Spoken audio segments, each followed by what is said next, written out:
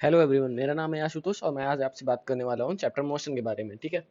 इससे पहले मैं पार्ट 1, 2, 3 पहले ही बना चुका हूँ। आज है पार्ट 4 जिसमें मैं बात करने वाला हूँ दूरी समय, वेग समय और गति के समीकरणों के बारे में। ठीक है।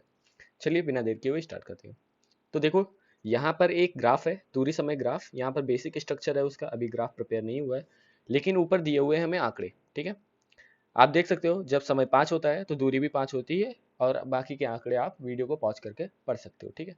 तो चलिए बिना देर किए हम स्टार्टिंग करते हैं दूरी समय अपने ग्राफ की और इसे बनाते हैं। तो देखो बनाना कैसे। यहाँ पे देखो मैंने लेफ्ट साइड में जो वाई एक्सिस है वहां पर मैंने लिख दिए हैं कुछ पॉइंट्स बनाकर, कुछ नंबर्स। जैसे ये 5 हो गया, 10 हो गया, 15 हो गया, 20 हो गया, 25 हो गया, 30 हो गया, 35 हो गया, 40 हो गया, 45 हो गया, 50 हो गया, और इधर भी वैसे ही लिखे हुए हैं नंबर्स। ठीक है। ये क्या है, हमारे पैमाने हैं। ठीक। तो देखो, जब दूरी और समय 5 है तो दोनों ही 5 है। ठीक है। तो देखो, ये 5 है और ये भी 5 है। ठीक। समय 5, दूरी 5, दूरी 15, समय भी 15। ओके। दूरी 20, समय भी 20। ठीक है। आगे है दूरी 30, समय 25, दूरी 30, समय 25। ठीक। आगे दूरी 40, ये दूरी हो गई और समय हो गया 30। ठीक है। दूरी 45, 45 को ड्रॉ करने के लिए यहाँ दूरी 45। ठीक है। और समय हो गया 35। ठीक है। फिगर सही बना? नहीं बना? लीजिए, हो गया सही। ठीक। तो 5 के सामने 5 है, देखिए। ठीक है। तो अभी हमने ऐसे रेखाएं खींच ली, जितनी दूरी उसमें दी हुई थी वहां से लेकर एक रेखा खींची, और उसके सामने जो समय था वहां से हमने उस पर एक 90 डिग्री पर या लंबवत एक रेखा खींची। दोनों जहां पर मिल रहे हैं वो कॉर्नर्स बन गए हमारे। ठीक है। चलिए अब इन सभी कॉर्नर्स को हम लोग मिला देते हैं। ठीक। ठीक है।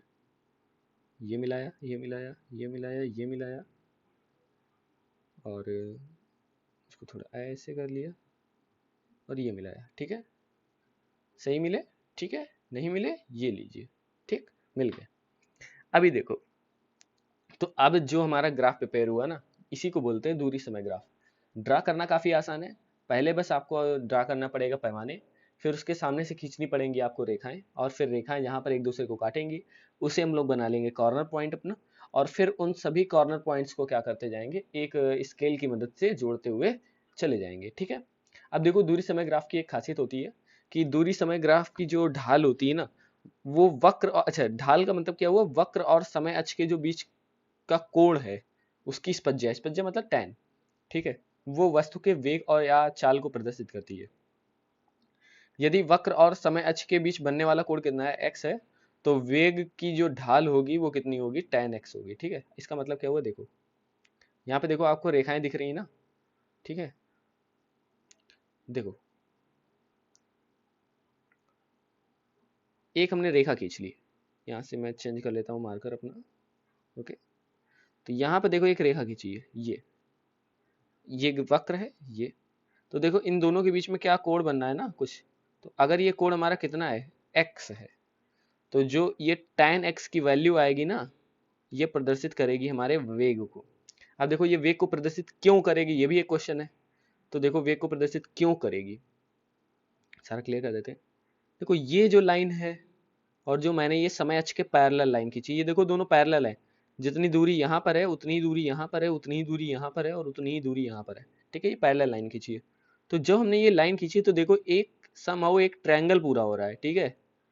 और यहाँ पर अगर मैं इसको लिख दूं x, तो अगर मैं बात करूं tan x की, ठीक है, तो tan x उस समय, इसको अगर मैं नाम दूं a b और c, ठीक है, तो tan x हमारा क्या होगा, a b upon b c. अच्छा, ए बी हमारा क्या है, विस्थापन है, बी सी हमारा क्या है, समय है। तो ए बी अपॉन जो बी सी होगा ना, वो विस्थापन बटे होगा समय, और विस्थापन बटे समय क्या होता है, वो होता है वेग। ठीक है।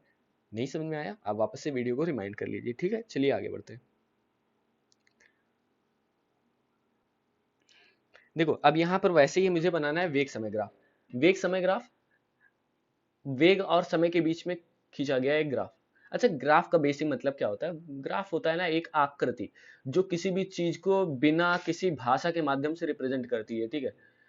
इसमें चीजें लिखी हुई नहीं होती हैं, आप खुद से ग्राफ देखकर बहुत सारी चीजें बता सकते हो। जैसे मैं एक ग्राफ खींच दूं, वेग समय ग्राफ, तो उससे आप समय भी बता पाओगे, आप उससे वेग भी बता पाओगे, आप किसी पार्टिकुलर टाइम तक कितनी दूरी चली गई है वो सभी कुछ बता पाओगे, ठीक है।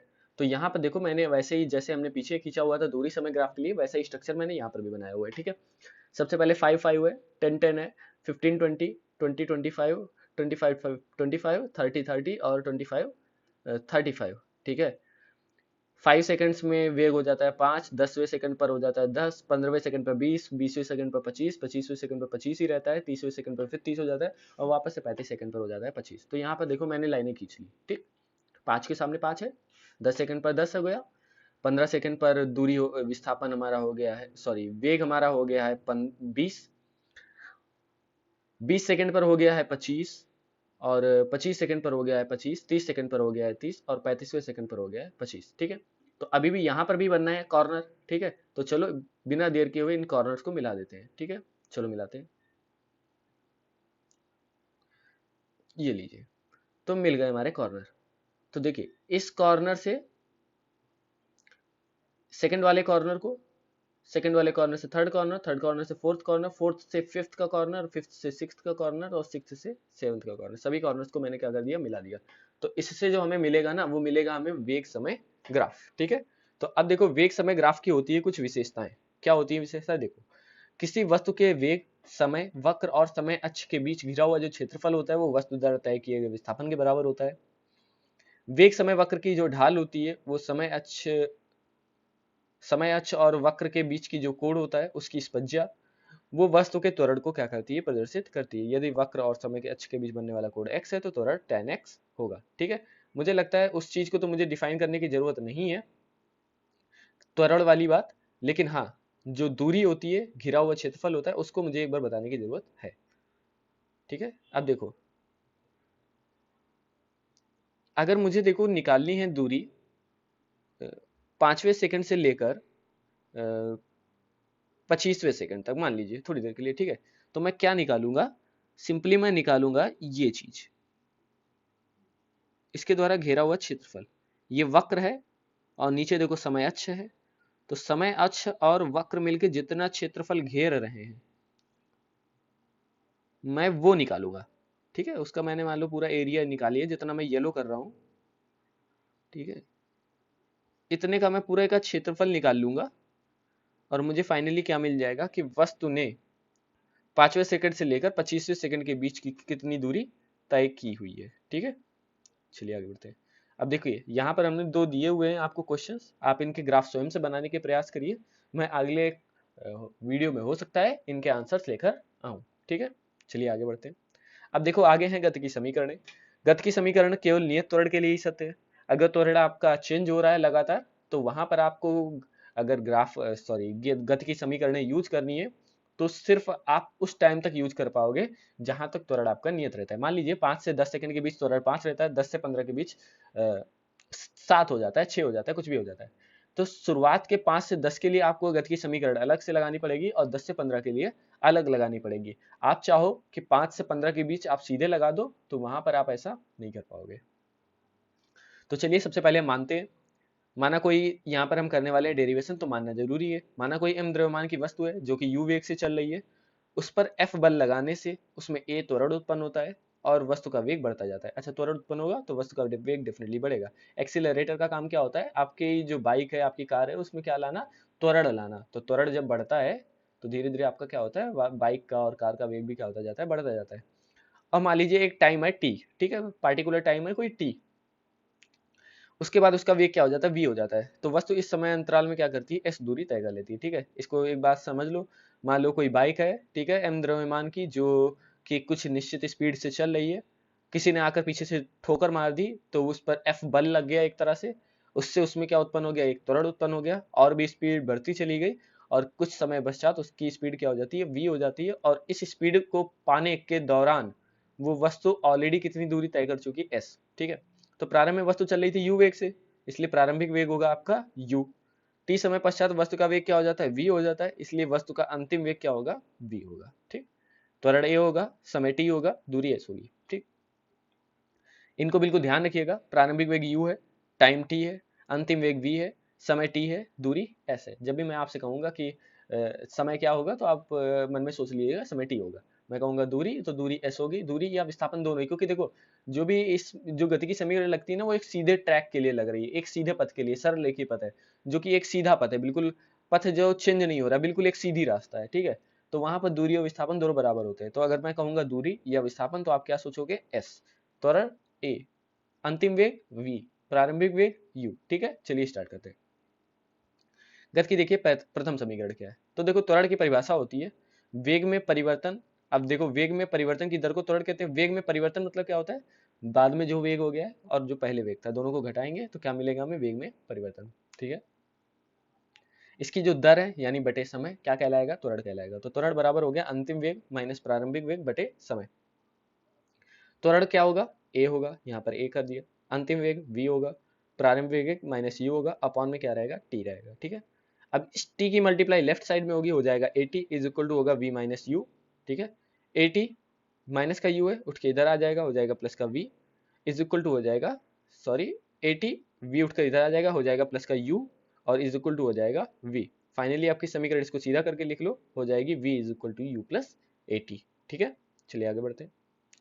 गति की द्वितीय समीकरण, कुल विस्थापन। अच्छा, विस्थापन का फार्मूला आपको मालूम है, वेग इंटू समय होता है। ठीक है, वेग इंटू समय ही होता है। ठीक, लेकिन यहाँ पर अच्छा वेग तो दो दो है, एक है हमारा प्रारंभिक वेग और एक है हमारा अंतिम वेग। ठीक है, तो इस कंडीशन में हम लेंगे इसका औसत वेग। ठीक है, तो कुल विस्थापन बराबर क्या हो जाएगा, औसत वेग गुणे समय। अच्छा, औसत वेग कैसे निकालते हैं, तो किसी भी चीज का औसत निकालना हो तो हमें बहुत सिंपल ही मालूम है, 5 और 10 का औसत निकालना है। कोई बात नहीं है, 5 प्लस 10 करो, बटे क्या कर दो, 2 कर दो, तो टोटल कितना निकल के आएगा, 7.5। ये इसका क्या आ गया, एवरेज आ गया। ठीक है, सही।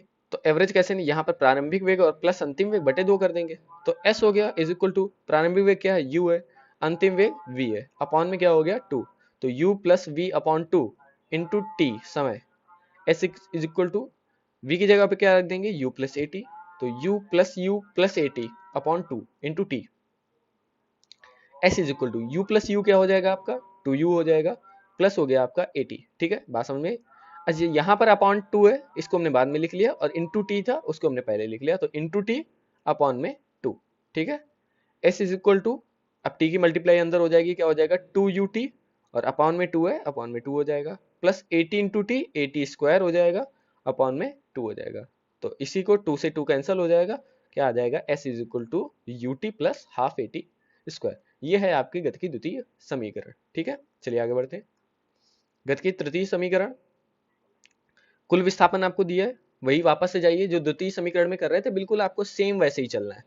कुल विस्थापन बराबर औसत वेग गुणे समय, कुल विस्थापन बराबर प्रारंभिक वेग प्लस अंतिम वेग बटे 2 इंटू समय। ठीक है, विस्थापन कितना है आपका, s है, प्रारंभिक वेग u प्लस v बटे 2 इंटू समय t। ठीक, s इज इक्वल टू, अच्छा देखो पहली वाली समीकरण में हम v की वैल्यू रख रहे थे गति की प्रथम समीकरण से, और यहाँ पर हम गति की प्रथम समीकरण से t की वैल्यू रखेंगे। अब देखो t की वैल्यू निकल के कैसे आएगी, तो v बराबर देखो हमारा था u प्लस ए टी था, u को लेकर आते हैं लेफ्ट साइड में, तो हो जाएगा v minus u is equal to a t हो जाएगा, होगा। अब t की वैल्यू यहाँ से क्या निकलेगी, v माइनस यू, और जो एक इधर मल्टीप्लाई में है वो इधर अपॉन में आ जाएगा, क्या हो जाएगा, अपॉन ए, तो t इज इक्वल टू हो जाएगा v माइनस यू अपॉन ए। ठीक है, तो यहाँ पर मैंने क्या कर दिया, t की वैल्यू रख दी है v माइनस यू अपॉन ए। अच्छा देखो यहाँ पर v प्लस यू है, यहाँ पर v माइनस यू है, तो v plus u into v minus u हो जाएगा v square minus u square. आपको फार्मूला मालूम है a plus b into a minus b का, a is equal to a square minus b square. Okay, और 2 और a की multiply होगी, होगा 2a, तो s is equal to v square minus u square upon में 2a है, उसकी आके मल्टीप्लाई हो जाएगी लेफ्ट साइड में। ठीक है, तो हो जाएगा s into 2a is equal to v square minus u square, और फाइनली इसको सीधा करके लिख लेंगे, v square minus u square is equal to 2as, और जो माइनस का यू स्क्वायर लिखा है इसको उठा के ले जाते हैं राइट साइड में, v square is equal to u square plus 2as। तो ये है आपकी गति की तृतीय समीकरण। So this is the end of the video. अगर आपको मेरे इस लेक्चर की पीडीएफ चाहिए तो आप मेरे टेलीग्राम चैनल sir_ab पर विजिट कर सकते हैं। ठीक है, thanks for listening as always, God bless you all, अपना ध्यान रखिए, मस्त रहिए।